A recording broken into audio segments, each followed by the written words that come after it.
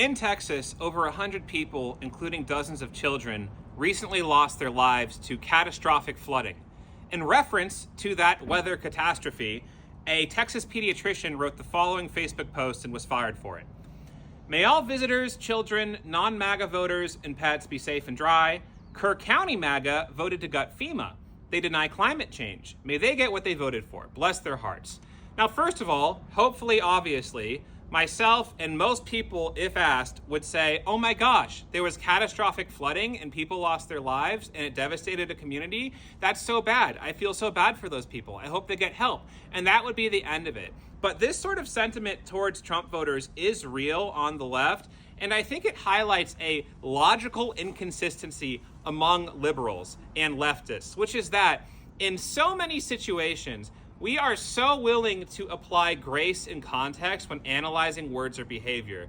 Like, oh, somebody robbed a store? Well, you have to consider the fact that they grew up not thinking they have many options and they are experiencing financial stress and blah, blah, blah, blah, blah. And if you were in their shoes, you might feel really tempted to do something similar. Or, oh, somebody in another country has a kind of backwards or offensive view on a social issue. Well, you have to consider how they grew up and they're in a different culture. And if you grew up in their culture, you might think the way they think. But when it comes to Trump voters, we don't do that, despite the fact that I think almost everybody on the left believes in what I colloquially call the brainwashing machine, which is this idea that Fox News and Facebook and algorithms and things politicians say and how we're socialized and where we grow up can have the effect of essentially brainwashing certain people really effectively. And I think that if you asked people, hey, do you think that Fox News is messing with people's heads? Do you think that Trump lying is messing with people's heads? Do you think people are being messed with in a really terrible and effective way?